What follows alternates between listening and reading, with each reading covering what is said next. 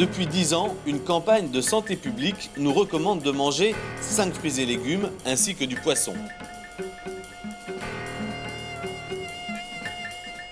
Nous avons voulu savoir ce qu'il y a vraiment dans ces aliments.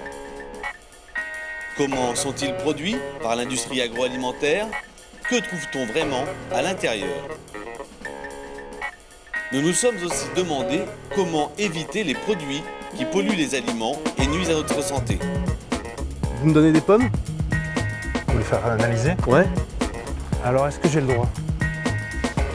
Cette question est la responsabilité des experts, pas des politiques. Si le sujet est aussi sensible, c'est qu'on avalerait plus de 120 résidus chimiques chaque jour. Ces aliments que l'on qualifie de sains nous empoisonneraient-ils? On s'interroge justement entre la responsabilité d'un certain nombre de produits chimiques, là les pesticides, sur la montée de certains cancers, ça c'est sûr, sur la montée des maladies neurodégénératives et sur des troubles concernant l'enfant de façon très forte, quoi. Face à cela, partout en France, des hommes et des femmes essaient d'inventer une alimentation qui retrouverait son rôle le plus noble, nous faire du bien. La vapeur va pénétrer à l'intérieur de l'aliment et elle va le faire transpirer. Et l'aliment va cracher tout ce qui lui est étranger. On est quand même super content de proposer un produit différent. Alors, manger sain, info ou intox?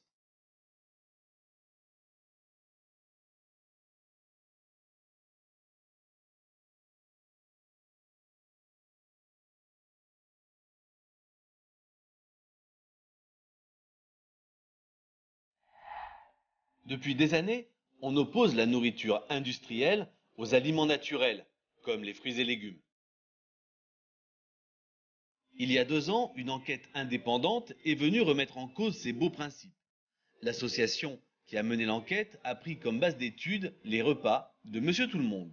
Des repas tout à fait standards, conformes aux recommandations du plan national nutrition santé, d'ailleurs équilibrés. Voilà, pas un repas qu'on aurait été bricolé avec des aliments particulièrement douteux, mais des repas tout à fait conformes à ce que les foyers français peuvent consommer.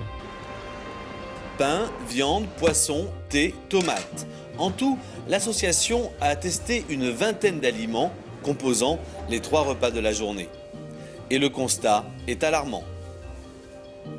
Au total, c'est plus de 120 substances chimiques donc, ingérées par les repas dans une seule journée. Dans ces 120 substances chimiques, on avait une grosse quarantaine de produits qui sont classés à un titre ou à un autre comme étant des cancérigènes possibles ou probables. Et puis des perturbateurs endocriniens, environ une vingtaine. Le plus alarmant dans ce rapport, c'est que même les aliments naturels de ces repas sont contaminés.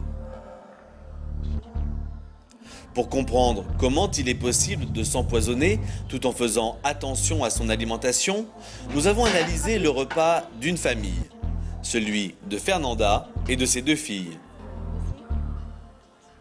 J'adore la salade. Pour la santé de ses enfants, Fernanda évite les produits transformés. Elle cuisine des repas particulièrement diététiques, avec de préférence des produits naturels, salade, saumon, fraises et des pommes en compote. Mais cette mère de famille attentionnée fait-elle courir des risques à ses filles? Nous avons sollicité le docteur Laurent Chevalier. Ce nutritionniste est aussi un spécialiste reconnu des toxiques, notamment de ceux que l'on trouve dans l'alimentation. Salut, bonjour Laurent. Bonjour. Ça va bien? Il va accompagner Fernanda et sa fille Cécilia au supermarché. Son rôle, décrypter les aliments que Fernanda consomme habituellement. J'ai fait attention de ne pas prendre des aliments trop gras, par exemple. Ouais. Et des aliments frais également. Et aussi, tu regardes la date. Oui, on regarde la date, bien sûr. Pour son plat principal, Fernanda choisit un de ses aliments préférés, du saumon. Le saumon d'Atlantique. Ça, c'est un produit qui est élevé en Norvège. Donc le saumon en soi, c'est un produit qui est très intéressant puisque c'est une chair qui contient des acides gras oméga 3. Donc consommer du saumon, c'est très bien. Le problème, c'est qu'on aimerait avoir un peu plus d'informations sur le mode d'élevage et sur ce qui peut rester comme résidu de produits. La moitié du saumon d'élevage consommé en France vient de Norvège et 95% de ce saumon est du saumon d'élevage. Problème, le ministère de la Santé norvégien a préconisé d'en limiter la consommation à 2 fois par semaine.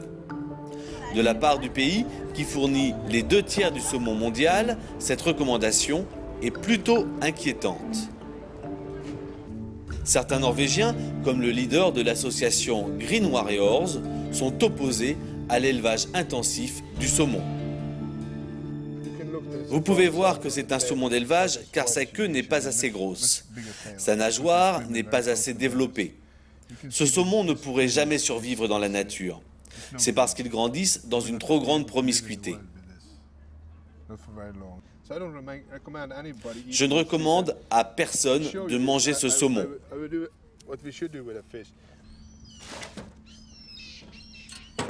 C'est là que le saumon norvégien devrait se trouver à présent, pas dans l'assiette de qui que ce soit, si je dois vous dire la vérité.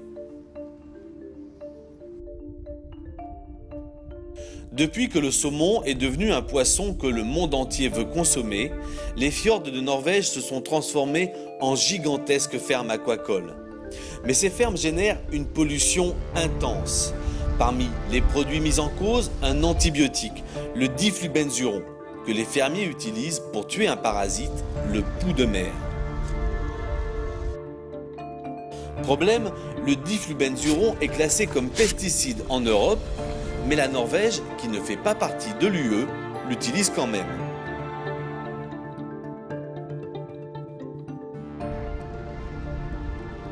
Sur ces images prises par un sous-marin, une épaisse couche blanchâtre, ce sont les matières fécales des saumons.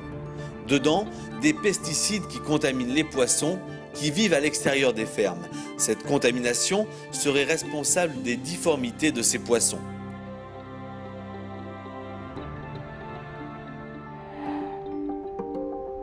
Au nord du pays, la ville de Trondheim a une particularité, on trouve encore des saumons sauvages dans la rivière qui la traverse. Arne Hansen est un pêcheur de saumon sauvage en colère. Je ne comprends pas du tout comment vous pouvez manger du saumon d'élevage. Si vous aviez goûté du saumon sauvage, vous ne pourriez jamais plus manger de saumon d'élevage, qu'il vienne de Norvège ou de n'importe où. L'industrie du saumon est en train de détruire ma vie. Ça détruit complètement ma vie. Parce que dans 2 ou 3 ans, je ne pourrai plus pêcher de saumon dans ma rivière. Les fermes de saumon détruisent les saumons sauvages. La preuve, lorsque les pêcheurs font une belle prise, ils sont désormais obligés de la relâcher si c'est une femelle.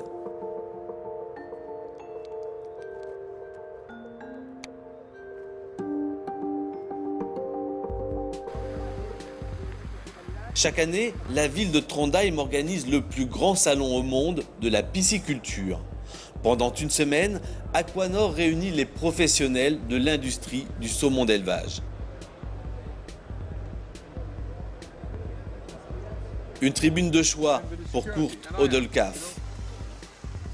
Ce militant écologiste est placé sous haute surveillance car il dénonce sans relâche les dangers de l'industrialisation des fermes aquacoles.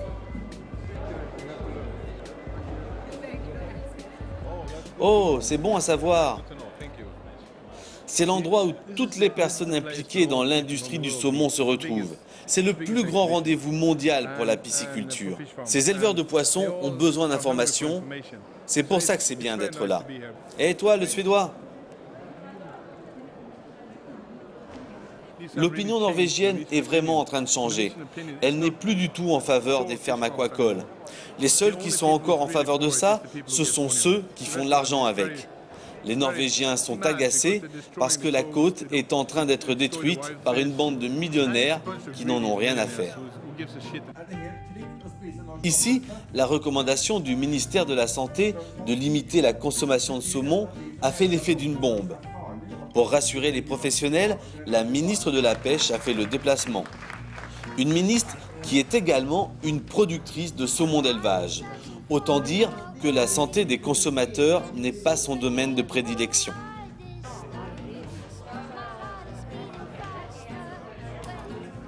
Il y a eu des allégations dans la presse française selon lesquelles le saumon d'élevage n'est pas bon pour la santé. Je crois que c'est mieux si vous parlez aux experts. Cette question est la responsabilité des experts, pas des politiques. Occupez-vous de lui. Son principal adversaire politique n'est pas plus préoccupé de santé publique. Il paraît qu'il y a des problèmes quand on mange du saumon. On dit qu'il peut y avoir des maladies. C'est n'importe quoi. Pouvez-vous me dire pourquoi? Oui, de n'importe quelle façon que vous le preniez, c'est bon pour la santé de manger du saumon norvégien.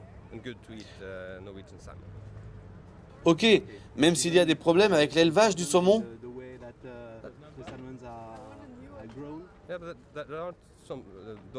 Il n'y a pas de problème dans l'élevage. À la limite, il peut y avoir des problèmes pour les femmes enceintes et les jeunes enfants, mais ils ne devraient pas manger non plus de poulet, ni quoi que ce soit.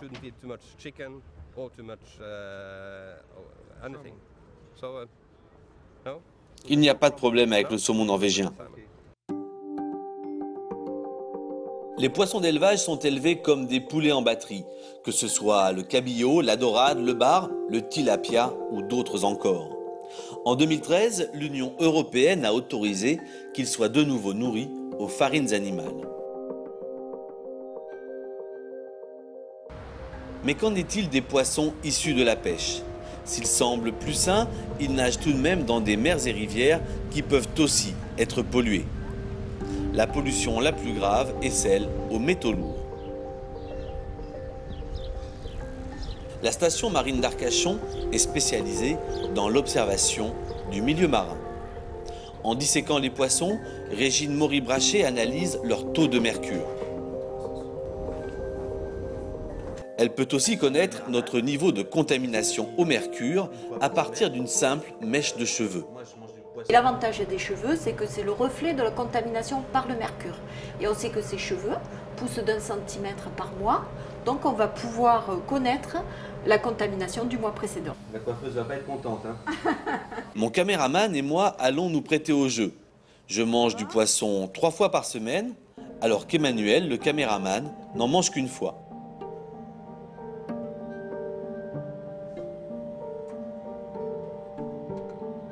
On voit qu'Eric a un niveau de contamination de 2,6 mg par kilo, alors que Manuel n'a que 0,74.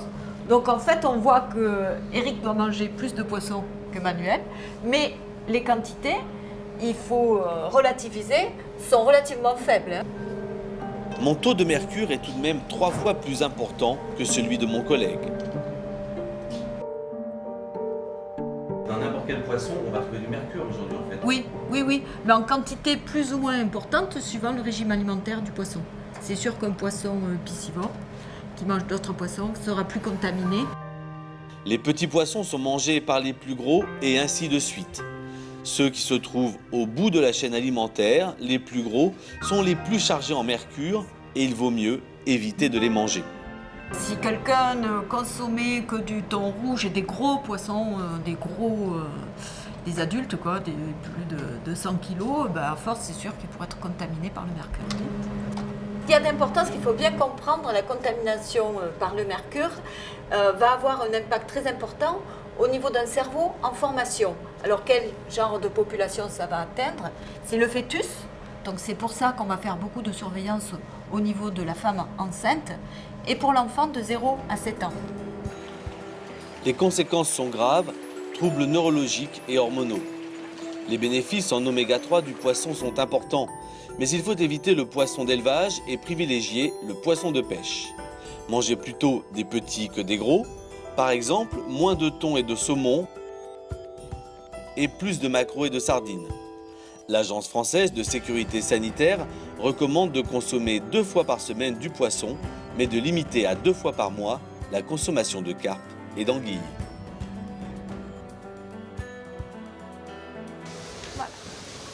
Retour au supermarché avec le docteur Laurent Chevalier et Fernanda. Alors, la laitue. comme salade? Il cherche une salade, qui est le troisième légume vert le plus consommé en France. Il y en a de toutes les sortes et à tous les prix, mais certaines salades ne sont pas si naturelles qu'il y paraît. Ça par exemple. On demande de rincer avant emploi. D'accord. Et en fait, c'est lavé avec une eau qui est un petit peu chlorée, qui contient un peu de chlore. D'accord. Alors, c'est pas forcément très gênant, mais c'est vrai qu'il faut mieux bien le rincer. Alors, ce genre de salade? Sur ce type de salade, quand elle est un petit peu emballée juste comme ça avant consommation, ça la protège un petit peu des microbes. Mais là, on n'a aucune information réelle sur l'origine, sur le mode de culture. Or, les salades sont des produits fragiles et on peut utiliser un certain nombre de pesticides. On a donc beaucoup d'incertitudes finalement, non pas sur le produit lui-même, mais sur ce qui a été utilisé pour sa culture.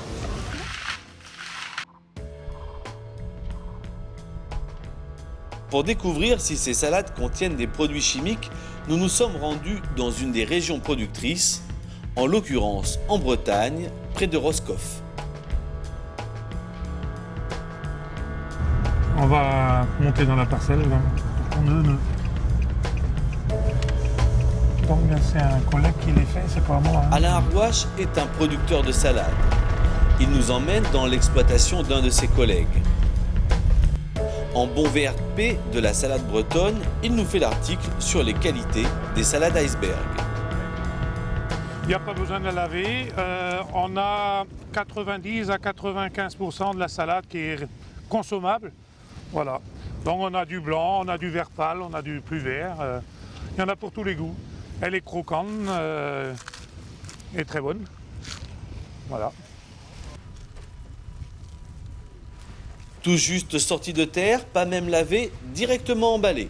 Par la grâce de quelques interventions humaines, ces salades n'ont ni pucerons ni chenilles. On a travaillé beaucoup au niveau variétal sur les résistances, les tolérances aux pucerons. Voilà. Et derrière, bon, il y a quand même quelques interventions en temps et en heure, suivant les constats qu'on fait sur la parcelle. On ne va pas traiter systématiquement, on a des... On intervient en raisonné comme on le dit. On ne traite pas parce qu'on a envie de traiter. On traite s'il y a besoin. L'agriculture raisonnée doit respecter l'environnement. Elle se situe à mi-chemin entre l'agriculture conventionnelle, qui utilise des produits chimiques, et l'agriculture biologique, qui, elle, n'en utilise pas. En raisonné, pour savoir quand traiter, d'astucieux procédés sont mis en place. Donc ici nous avons un piège noctuel. Le technicien en dispose par zone et derrière vient régulièrement faire des comptages de capture de papillons.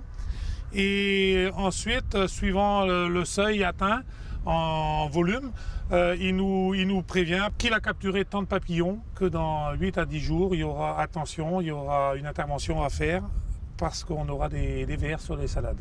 D'accord. Voilà. L'intervention, ça sera quoi? L'intervention, ça sera une intervention chimique, l'utilisation de médicaments pour la plante et pour éviter de retrouver ces vers dans nos salades. Des médicaments, quelle drôle d'expression pour dire des pesticides, un mot qu'il ne faut apparemment pas prononcer. Ces pesticides peuvent se retrouver aussi dans les salades et donc dans nos assiettes. On trouve des résidus assez fréquemment dans les salades, oui. On va en trouver. Le problème de la salade, c'est que ce n'est pas quelque chose qu'on peut éplucher. La feuille, on peut en enlever certaines parties, mais ce qui reste va contenir des résidus. Donc oui, dans les chiffres de la répression des fraudes, de la DGCCRF, on va trouver fréquemment des résidus de pesticides dans les salades. Ça, on le sait. Mais ce ne sont pas les seuls. Parmi les légumes les plus contaminés, on trouverait les courgettes, les poivrons et les haricots. Claude Reiss est un biologiste moléculaire du CNRS, aujourd'hui à la retraite. Il a participé à de nombreuses études sur les pesticides. tous les pesticides sont des molécules faites pour tuer. Donc nous les absorbons, en principe c'est fait pour tuer les plantes et les insectes, mais en fait c'est pas mieux pour nous, hein, parce que le système neuronal de l'insecte c'est un peu le même principe que le nôtre. La principale source de produits chimiques dangereux pour l'homme, c'est dans l'alimentation, c'est clair. Je préfère produits de la région, même si je vois... Voilà. Pour Fernanda, c'est le moment de choisir son dessert. Une compote de pommes pour ses filles.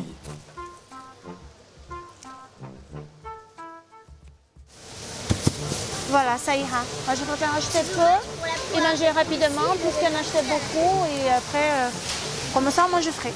La pomme est le fruit le plus consommé en France. On en mange 20 kilos par an.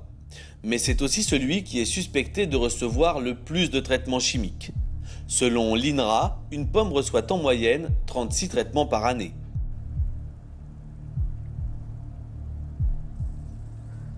Dans le Limousin, les riverains sont directement au contact des pesticides.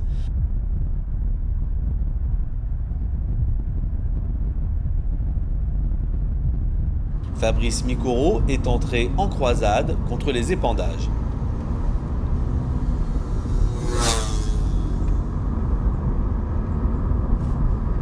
Certaines personnes qui sont venues aménager ici se sont dit avec ces pommiers en fleurs au printemps, ça va être sympa. Sauf qu'il y a le côté bucolique, mais ensuite il y a ce qui frappe, la première chose qui frappe, c'est l'odeur. Bon, il est bien évident qu'à la caméra ça ne ressort pas, mais je peux vous dire que l'odeur est parfois insupportable. C'est irritant, on se met à tousser, etc., etc. Il veut savoir la nature exacte des produits utilisés par les cultivateurs de pommes. Quand je vois que c'est des produits chimiques qui sont utilisés 40-50 fois par an, comme on dit que c'est des produits systémiques qui vont jusqu'au cœur du produit, de la pomme en l'occurrence, qu'on a beau l'éplucher, que malgré tout il y aura quand même des produits, eh bien, je suis inquiet, quoi.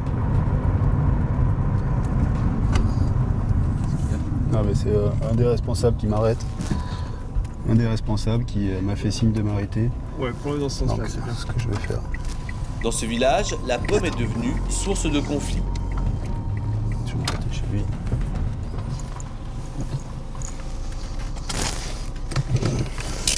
On fait tout ce qu'il est possible de faire en méthode. On utilise le meilleur du biologique et du conventionnel. Oui, mais ça, c'est le discours officiel, Pierre. Non, mais, sincèrement, c'est moi, le premier, mon gamin est en train de se promener dans les rangs. Est-ce que tu crois que je veux l'empoisonner, mon gamin? Alors, regarde-moi dans les yeux, et est-ce que tu crois que je suis capable... Il ne faut pas t'énerver, Pierre. Non, mais je ne m'énerve pas, mais tu tournes le regard, j'aime pas mais ça. Je tourne pas le regard. J'aime les gens francs, moi. Mais écoute, je suis franc, je pense que j'ai prouvé que j'étais franc depuis longtemps. Moi, est-ce que tu crois capable que je vais empoisonner mon gamin? Mais on n'a pas la même conscience, on n'a pas la même conscience du danger. Est-ce que je suis malade? Après cette mise en point, Pierre Bory, le responsable de l'exploitation, accepte de nous faire visiter sa pommerie. Alors sachez que tout ce qu'on peut faire pour éviter de traiter, on le fait. Ça dépend des années, si elles sont pluvieuses ou pas. On a eu un printemps pluvieux où nous sommes revenus plus souvent. Là, l'été a été sec, on n'a pas traité de l'été. Ou alors avec des solutions biologiques. Des fois, quand on fait un engrais foliaire, parce qu'on préfère nourrir l'arbre par la feuille plutôt que par le sol, ça pollue moins. Ou quand on utilise des produits biologiques. Est-ce qu'il n'y a aucun de ces produits qui est dangereux, ou est-ce qu'ils sont quand même dangereux même pour l'environnement, pour les riverains? Parce que c'est ça le début de notre histoire. La réglementation européenne m'autorise à les utiliser. Donc je ne vois pas pourquoi il serait dangereux, sachant qu'on respecte toutes les précautions d'usage. Voilà. Ok, très bien. Vous voulez toujours pas me montrer au fait les produits que qu'on avait dit ce matin? Non, parce qu'on a des agréments pour rentrer dans les locaux phyto et vous l'avez pas. Ça c'est une bonne réponse. Dans les locaux phyto et vous l'avez pas. Ça c'est une réponse, j'ai pas l'agrément pour rentrer dans le local. Ok. On a un certifito, ça s'appelle. Certifito. Utilisateur, décideur et vous l'avez pas. Deuxième tentative pour savoir ce qu'il y a dans ces pommes. Vous me donnez des pommes?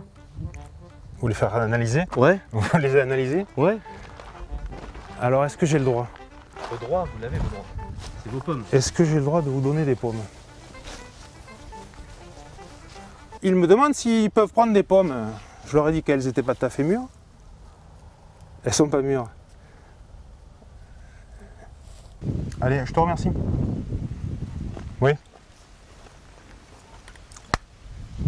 On fait des analyses de résidus sur les fruits arrivés à date de consommation. Et là, on est quand même un mois avant la... Donc ça serait pas... on ne pourrait pas les comparer à des analyses sur des fruits prêts à être consommés. Moi, je sais que ça risque rien, mais bon, écoutez, moi, on m'a dit on ne donne pas de pommes, on ne donne pas de pommes.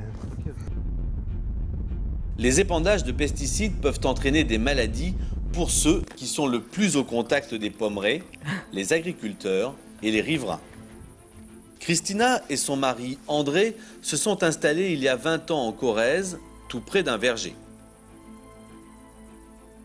C'est pas cool, hein, vivre à la campagne. C'est pas cool de vivre à la campagne? Non, c'est pas cool. Entre le printemps et l'automne, les épandages, c'est 6 fois par mois. À chaque fois qu'il commence, c'est comme la guerre. Je m'enferme parce que je ne sais pas ce que je respire. J'ai un problème de thyroïde.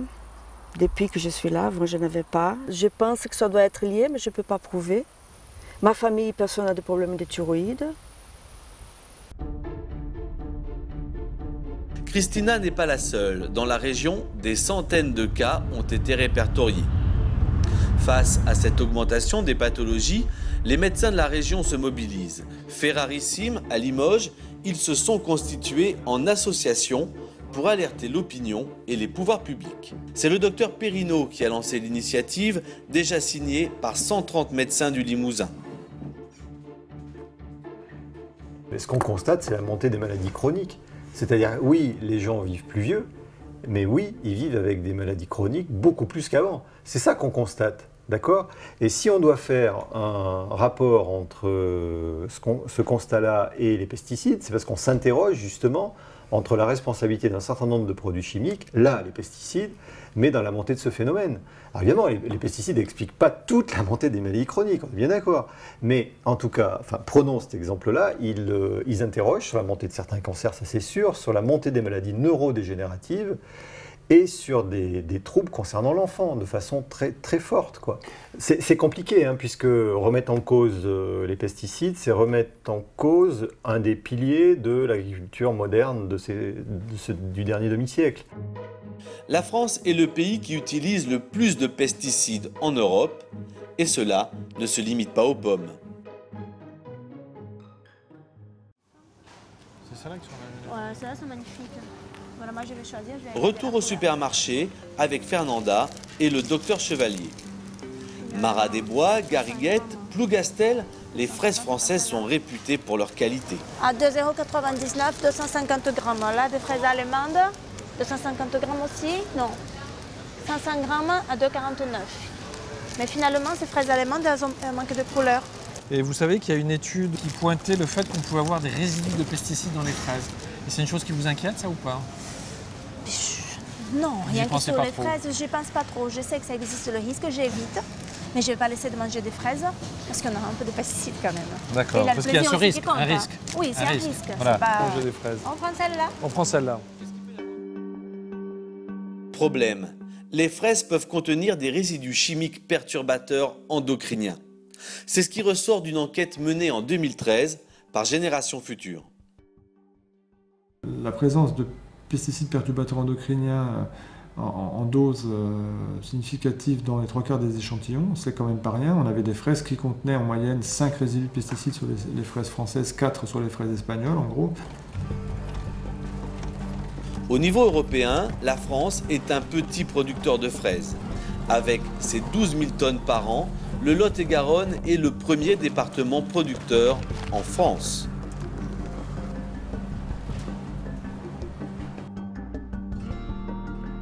Près de Marmande, l'exploitation de Philippe Bloin est une des vitrines de la fraise en Lot-et-Garonne. Novateur, ce Gascon a réussi à étaler sa production sur des périodes de plus en plus longues. C'est vrai qu'on a bien changé par rapport à il y a quelques années. Il y a quelques années, sur 4-5 semaines, on avait produit la fraise. Et aujourd'hui, vous voyez, on produit sur presque des mois, quoi, sur 4-5 mois. Quoi. Et donc le consommateur, il a le choix. Et nous, économiquement, on prend aussi beaucoup moins de risques. Les méthodes de production ont évolué. Dorénavant, les gariguettes de Philippe Bloin sont cultivées en hors-sol. On l'appelle hors-sol, mais c'est pas tellement joli hors-sol. Nous, on appelle ça produire en jardin suspendu. Alors pourquoi je suis parti sur un système de culture comme ça? Pour essentiellement un problème de main-d'œuvre. Aujourd'hui, on ne trouve plus personne à ramasser de la fraise ou n'importe quoi à quatre pattes, quoi. C'est vraiment pénible. Et aujourd'hui, à faire ce travail, on ramasse comme ça debout. Il y a la propreté du travail et c'est beaucoup moins pénible. Et on a résolu en partie ces problèmes de manque de main-d'œuvre. Et ça, c'est l'irrigation qu'on appelle goutte à goutte. Vous voyez, c'est ce qu'on appelle goutte à goutte. Et c'est là qu'on apporte l'eau pour la plante, l'eau et la fertilisation, il faut dire aussi. Et on met ça goutte à goutte, quand il faut, comme il faut et à propos. Voilà. Oui, aujourd'hui, en production comme ça, là, on ne traite pratiquement plus. Pour ma part, je traite sur janvier, février, mais du jour, même 15 jours avant la récolte, Philippe, il ne traite plus. Il ne traite plus et on fait de la lutte intégrée, ça s'appelle. Ou alors après, on traite avec des produits pour l'odium à base de purure d'orange, de bicarbonate de potassium. Donc des traitements vraiment pas agressifs. Philippe Bloin a une totale confiance dans les produits qu'il emploie pour les quelques traitements qu'il fait au cours de l'année.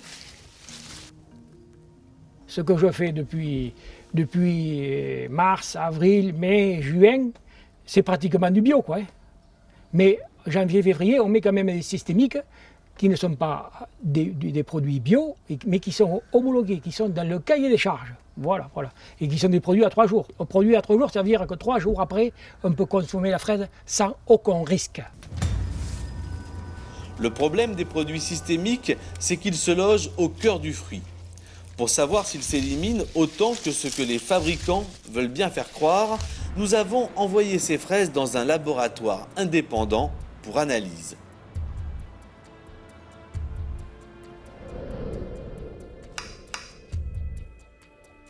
Une fois les résultats obtenus, nous avons fait appel à François Veyrette de Génération Future pour décrypter l'analyse. Là, vous avez retrouvé dans un échantillon de fraises 4 pesticides différents, donc 3 fongicides et 1 insecticide, tous à des doses inférieures aux limites maximales en résidus. Vous avez dans ces produits-là 2 qui sont suspectés d'être des cancérigènes, à part l'Agence de l'environnement des États-Unis, et puis 2 perturbateurs endocriniens. Ça nous inquiète quand même de voir ce type de cocktail présent dans les fraises. C'est assez représentatif de ce qu'on trouve en Europe. Nous, on a fait analyser une 50aine d'échantillons récemment. On a trouvé ça entre 4 à 5 résidus par fraise. Les résultats de l'analyse que nous avons réalisés sont conformes à ceux que l'association a faits quelques mois plus tôt. Même si les taux de pesticides détectés sont bien inférieurs aux limites autorisées, leur présence n'est pas sans risque. Nous avons proposé à Philippe Bloin un droit de réponse. J'ai utilisé des produits phytosanitaires homologués. Mes fraises sont conformes à la réglementation française qui est la plus exigeante en Europe.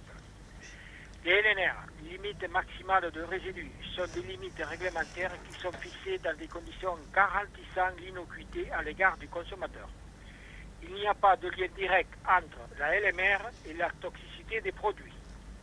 Puisque ces produits sont autorisés d'usage sur la fraise et que les professionnels les utilisent, c'est logique de les retrouver. Ce qui ne serait pas logique, c'est de ne pas les retrouver, parce que si on les utilise, forcément, ils sont présents sur les fruits. Mais si c'est logique, je considère que ce n'est pas normal. On devrait, moi, quand j'achète des fraises, je n'ai pas envie non plus d'acheter des résidus de pesticides en même temps. Le vrai danger pour ces produits-là, ce n'est pas effectivement un danger immédiat. Vous n'allez pas tomber par terre après avoir mangé ces fraises-là, bien évidemment. Le danger, c'est les effets chroniques, les effets sur le long terme de ces faibles doses de pesticides en cocktail, en mélange, dans ces fraises, mais également dans d'autres aliments, sur le long terme. Pour l'université d'Ashton, en Angleterre, Claude Rice a réalisé une des rares études sur l'interréaction des pesticides. Il a démontré que leur nocivité se démultipliait lorsqu'ils sont associés. Là, nous avons fait par exemple un test sur des fongicides qu'on trouve sur les raisins de table. On en a trouvé jusqu'à 10 sur le même raisin. Nous en avons pris 3 de ces 10 et nous avons étudié leur effet sur des cellules neuronales en culture. Les 3 individuellement n'ont pratiquement pas d'effet, mais pris ensemble, il y a un effet synergique monumental. Donc vous avez ces diverses molécules qui peuvent, tout en étant à des concentrations excessivement faibles, peuvent effectivement donner lieu à des problèmes de santé importants. Alors, ça vous va ? Selon plusieurs études, les fraises, les pommes, les poires et le raisin sont parmi les fruits qui sont les plus touchés par les pesticides. Parmi ceux qui le sont le moins, les ananas, les kiwis et les bananes. Pour nourrir ses 2 filles, Fernanda a préparé un repas sain et équilibré du point de vue des calories. Poissons, fruits et légumes. Alors ce repas il a été pas très cher, rapide à faire, super pratique, des fraises niveau c'était bon, tout est de la région. Pourtant, notre enquête a montré que son repas contient une dizaine de traces de pesticides, parmi lesquels des perturbateurs endocriniens qui sont responsables de dérèglements hormonaux. Cette notion de perturbateur endocrinien change la façon de voir les choses pour les toxicologues. C'est une notion nouvelle et extrêmement importante qui révolutionne la toxicologie. Avant, on considérait que c'était la dose qui faisait le poison, donc finalement, si on était exposé à des petites doses de produits toxiques, ce n'était pas forcément très grave. Et avec les perturbateurs endocriniens, on a pu démontrer que ce n'est plus la dose qui fait le poison, mais le moment de l'exposition. La période embryonnaire, la jeune enfance, quand on a des maladies, quand on prend des médicaments, tout ça, ce sont des périodes de vulnérabilité, et l'exposition même à des très faibles doses de ces produits-là peut avoir des conséquences. Dans tous les cas, ça provoque un déséquilibre, et tout déséquilibre hormonal a bien entendu des conséquences sur la santé. Pour se nourrir sainement, il vaut mieux éviter les produits transformés qui contiennent trop de sel, de graisse, de sucre, de conservateurs et d'additifs alimentaires. D'un point de vue strictement nutritionnel, il est préférable de privilégier les fruits et légumes naturels à tous les aliments transformés.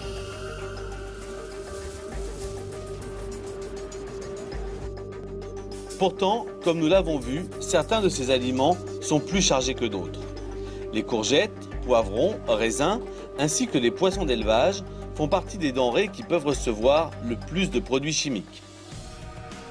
En revanche, les aubergines, les légumes racines comme les navets ou les radis, ainsi que les œufs bio font partie des aliments qui sont les plus sains. Les brocolis et tous les choux sont des détoxifiants. Il existe pourtant des solutions pour pouvoir manger sainement, sans s'intoxiquer et à moindre coût. Certains trouvent les meilleurs produits au meilleur prix. Il paraît que les fruits et légumes ont beaucoup augmenté cette année. Nous, on n'a pas touché à nos prix depuis 3 ans. 8,70 € monsieur. Allez, parfait. Et c'est bien servi, hein. De nouvelles pistes sont explorées par des passionnés de l'alimentation qui fait du bien. On est quand même super content de proposer un produit différent. Là, on a peu de risques d'avoir des substances chimiques dans l'alimentation. C'est pas loin.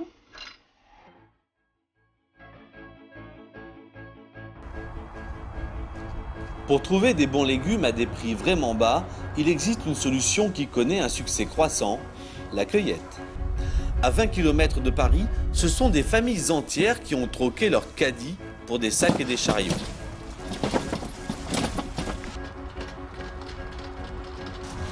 Hervé Thirouin est un des exploitants de cette ferme familiale de 33 hectares. Alors voilà, moi ce que je conseille aux clients, c'est de cueillir des tomates de différentes couleurs et de les faire mûrir chez eux. Ça permettra d'étaler la production et donc d'avoir ces tomates-là qui vont mûrir en 2-3 jours, celles-ci vont mettre 5-6 jours. Et l'avantage aussi, c'est que comme elles sont un petit peu plus fermes là, pendant le transport, elles ne vont pas s'abîmer. Des produits frais avec du goût, c'est cette qualité que des clients de plus en plus avertis viennent chercher. Par exemple, ouais, les oignons rouges, ici, ça n'a pas la même saveur que ceux que vous achetez en grande surface, ça c'est clair. Ils sont meilleurs ? Ouais, ils ont plus de goût. Donc déjà, en plus, vous pouvez soit en mettre moins pour avoir le même résultat en goût, quoi, aussi. Ah, il y en a là. Je sais que ici, c'est pas forcément totalement bio, mais bon, moi je trouve qu'à choisir, je préfère avoir des produits de circuit court et qui sont relativement pas gavés de pesticides. Voilà. À la limite, je préfère ça à des produits bio qui viennent d'Italie en supermarché, quoi. Dans cette période de crise économique, les prix bas de la cueillette sont très appréciés. Ah oui, il y a plusieurs choses dedans. 1 kg 445 grammes, 3,61 €. C'est plus intéressant que dans une grande surface. Hein. Ça vous arrive d'aller dans une grande surface? Oui. Oui. Mais j'achète pas. Voilà. À ce point? Oui. Non. Non, c'est infect. Les fruits sont pas mûrs, ça mûrit dans les frigos et moi je suis pas pour. Hein. Il paraît que les fruits et légumes ont beaucoup augmenté cette année. Nous, on n'a pas touché à nos prix depuis 3 ans. Bon, je sais pas, mais il faut venir les cueillir. Donc de toute façon, pour les clients, ça demande un petit peu de travail. Donc il est normal qu'ils aient des prix intéressants. En fait, c'est fonction du temps que les clients vont mettre à cueillir. Plus le produit est long à cueillir et plus le prix est intéressant. Les framboises, on est 5-6 fois moins cher que dans le commerce parce que c'est très long à cueillir et puis c'est fragile. Une salade, on est un petit peu moins cher, mais pas énormément. Si pour trouver des produits de qualité, certains sont capables d'aller cueillir eux-mêmes leurs fruits et légumes, pour le poisson, c'est bien plus simple. Il suffit d'être curieux et de changer ses habitudes alimentaires. Sur le vieux port de Marseille, les pêcheurs vendent ce qu'ils ont pêché durant la nuit. Pour éviter de manger les poissons issus de l'élevage, le cuisinier Michel Portos va tenter de redonner ses lettres de noblesse à des poissons méconnus.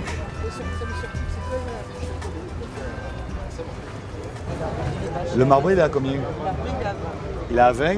Et après, on est à quel prix là? Vous êtes à 6, ouais. 8, 2, 5, 20, 15. Là, les petites 15. Le blade, vous pouvez la faire en friture, vous pouvez la faire au barbecue, vous pouvez la faire au four, vous pouvez la faire en papillote, vous pouvez même la faire à la vapeur. C'est un poisson qui est très facile à manger parce qu'il est pas trop fort en goût. C'est une chair blanche et il se tient bien à la cuisson, quelle que soit la cuisson. Mais le poisson le plus connu et le moins cher de tous, c'est le maquereau. Bonjour, vous me donnez 5 pièces de maquereau, s'il vous plaît? Pas trop gros? Ouais, voilà, super. 8,70 €, monsieur. Allez, parfait. 5 pièces, ça veut dire une pièce par personne. Et c'est bien servi, hein?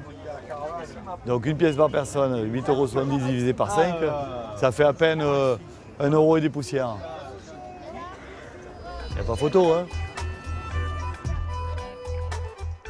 Le maquereau est un poisson assez peu prestigieux.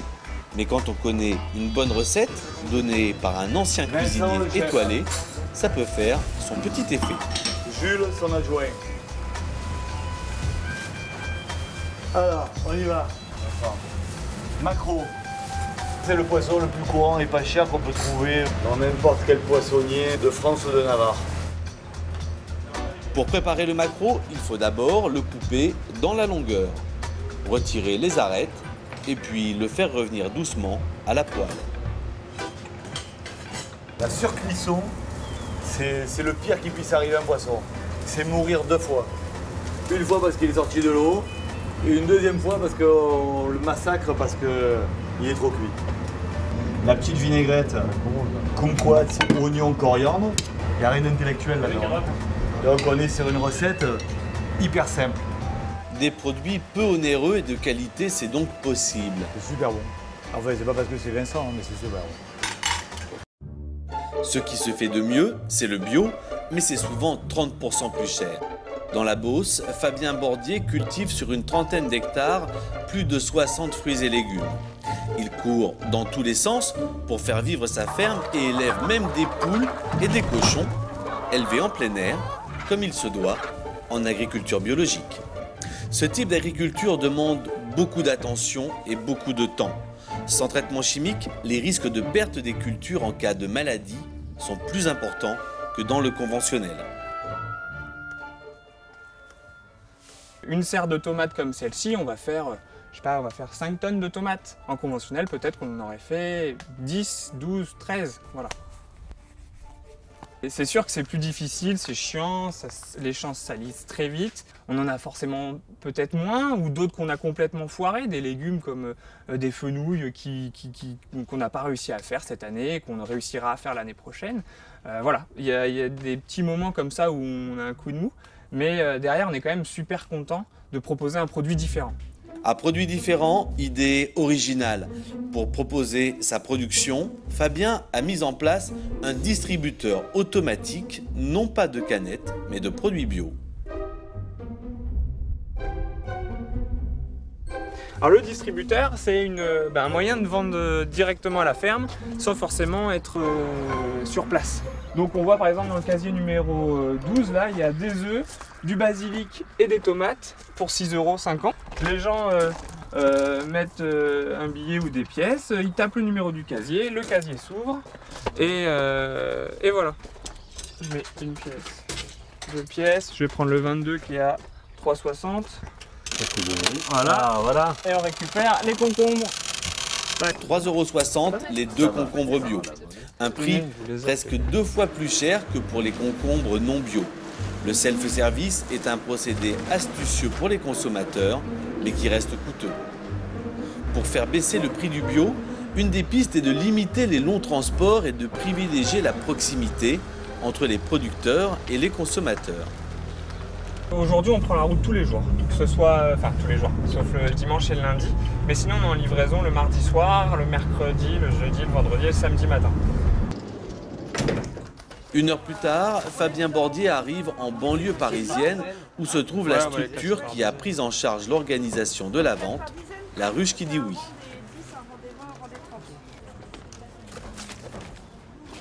Je vous ai rapporté ça, Merci. je sais pas si ça vous sert. Si. Et là j'ai 2 listes. Ok. Voilà. Les clients ont commandé par internet leur panier garni, qui leur coûtera à peu près le même prix que dans un magasin bio. La différence, c'est le rapport direct avec le producteur. Ça roule ? C'est directement du producteur au consommateur, donc forcément on sait qu'il n'y a pas de chaîne entre-temps, donc déjà c'est nickel. Je pense qu'on est tous pareils, à manger des tomates que vous payez 1 € qui viennent d'Espagne mais qui n'ont pas le goût des tomates, je vois pas l'intérêt. Il vaut mieux payer peut-être 1,50 € le kilo et quand on les mange, on sait qu'on mange des tomates. Surtout, ce sont des légumes avec peu de pesticides et une empreinte carbone réduite. Aujourd'hui, manger sain nécessite une démarche, mais il existe une solution pour manger bio à pas trop cher. Nous retrouvons le docteur Laurent Chevalier. Pour Odile et Marc, un couple qui a 2 enfants, il a confectionné un repas avec un minimum de pesticides, c'est-à-dire un repas bio. Alors, pour réduire le coût, il a remplacé la viande par des œufs. C'est une salade bio, pas plus d'1 œuf par personne. Ah, d'accord. Vous voyez, j'en aurais mis 2. Ça, c'est Les enfants, j'en aurais mis 1. Non, un truc de base. Pas plus d'1 œuf par personne. Un œuf, c'est très bien. Ça va couvrir les besoins en protéines. Ça va donner aussi des vitamines. L'avantage aussi des œufs, c'est que c'est un produit peu cher. Donc ça veut dire qu'on garde de l'argent aussi pour acheter les fruits et légumes qui malheureusement sont des fois un petit peu onéreux. Plus on a tendance à avoir une alimentation de type végétarienne, mieux ça vaut. Mais il faut garder les équilibres. Et ça, c'est important. Donc on peut prendre un petit peu de viande, on peut prendre un petit peu de poisson. Au menu, des mirabelles, un fruit de saison. De la salade, des tomates et de la coriandre. Et du riz complet. Un repas parfaitement équilibré. Pour cette famille qui n'est pas végétarienne, c'est une première. Moi, je me suis régalé. J'ai eu l'impression de manger sainement. Et normalement, je mange pas trop de fruits, mais alors les mirabelles, j'ai retrouvé un peu le goût de la mirabelle en fait. Plutôt convaincu, en fait, c'est assez rapidement fait, équilibré et effectivement pas cher. J'y penserai à nouveau.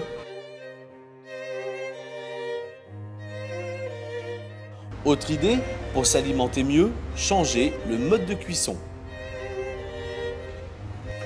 À Montpellier, Christine Bouget-Joyeux, une auteure de guide de cuisine santé, s'est faite une spécialité des aliments cuits à la vapeur. Bonne huile bien colorée, bien méditerranéenne, voilà. La cuisine, pour moi, c'est pas une corvée. Non pas que j'y prenne plaisir, mais j'y passe pas trop de temps. Je fais ça le plus vite possible. Un repas, ça doit pas prendre plus d'une demi-heure pour la préparation. Son secret pour conserver leur qualité nutritionnelle aux aliments, c'est de les faire cuire à la vapeur douce. Il faut une bonne marmite avec beaucoup d'eau, des trous importants, qui laissent abondamment passer la vapeur, et un couvercle bombé qui va permettre que la vapeur tourne largement et que la condensation s'écoule sur les côtés et non pas sur l'aliment, parce que si elle tombe sur l'aliment, elle va enlever des micronutriments. La vapeur douce va préserver les nutriments. Pourquoi? Parce que d'abord, elle ne dépasse pas 95 degrés, c'est physique. Le deuxième effet, c'est que la vapeur a un effet protecteur. Ce qui fait qu'à 95 degrés, vous détruisez moins en milieu vapeur qu'en milieu sans vapeur. Ensuite, la vapeur va pénétrer à l'intérieur de l'aliment et elle va le faire transpirer. Et l'aliment va cracher tout ce qui lui est étranger. C'est pas loin. Donc je soulève, je pique avec mon couteau. Un tout petit peu et puis ça ira. Vous voyez les couleurs, hein? Quand les couleurs sont là, les vitamines sont toujours là. Quand les couleurs tournent vers le gris, ça c'est déjà presque trop cuit. Choisir plutôt des légumes de saison, éviter les aliments produits en masse comme les légumes trop calibrés, privilégier les circuits courts, se rapprocher des producteurs. Ces quelques idées simples peuvent permettre de redonner aux aliments leur fonction première, ne pas nous empoisonner et nous nourrir sainement.